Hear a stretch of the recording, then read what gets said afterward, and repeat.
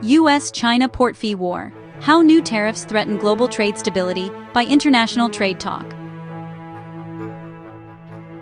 October 2025. The ongoing trade rivalry between the world's two largest economies has once again spilled into the high seas.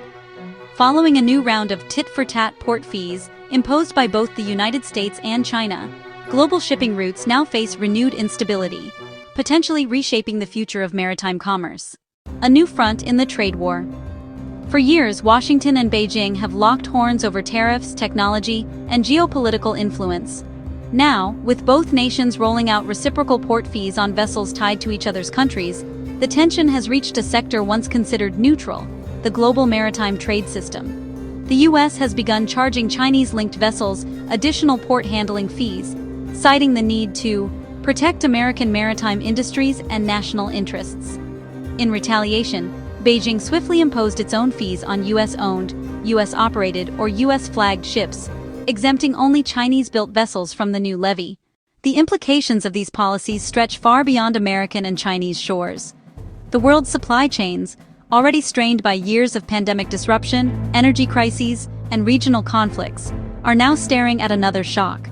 Shipping companies are expected to reroute cargo, adjust freight rates, and delay schedules, adding pressure to an already fragile global logistics network. Increased costs at ports will ultimately trickle down to importers, exporters, and consumers, fueling inflation in several economies. Trade analysts warn that the move could trigger a chain reaction across other regions, as nations may begin imposing similar reciprocal measures to protect their own shipping interests. China's COSCO Shipping, one of the world's largest maritime carriers, could face serious cost burdens on U.S.-linked routes. American operators, in turn, will find it harder to access Chinese ports without paying steep entry fees.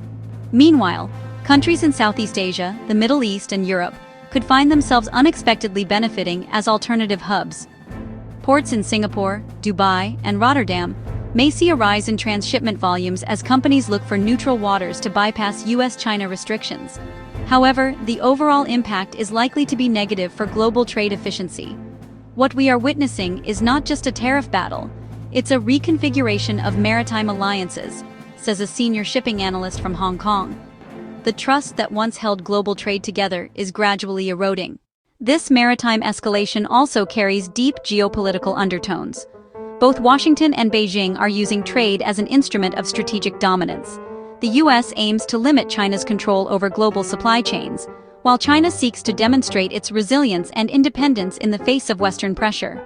The conflict echoes the Cold War era, but this time, the battlefield is not ideological, it's logistical. Developing countries, especially those dependent on exports to both the U.S. and China, are caught in the middle. Higher freight costs and unpredictable shipping schedules could harm industries in Africa, South Asia, and Latin America, which rely heavily on affordable and consistent maritime logistics. Moreover, smaller economies lack the bargaining power to negotiate exemptions or favorable terms, leaving them vulnerable to the fallout of a war they never wanted. If cooler heads do not prevail, the U.S.-China port fee standoff could escalate into a full-scale maritime trade conflict, threatening to slow global economic recovery. Multinational companies are already reassessing their supply chain dependencies, with some shifting production to countries like Vietnam, India, and Mexico to hedge against future disruptions. Ultimately, the world is witnessing the dawn of a fragmented trade order, one divided not just by land borders, but by ocean routes as well. The new port fee war between Washington and Beijing is more than a policy dispute. It is a symbol of the fractured global system struggling to balance economic nationalism with international cooperation. Unless both powers step back and re-engage in dialogue, the oceans, once the highways of free trade, could soon become the front lines of a new economic Cold War.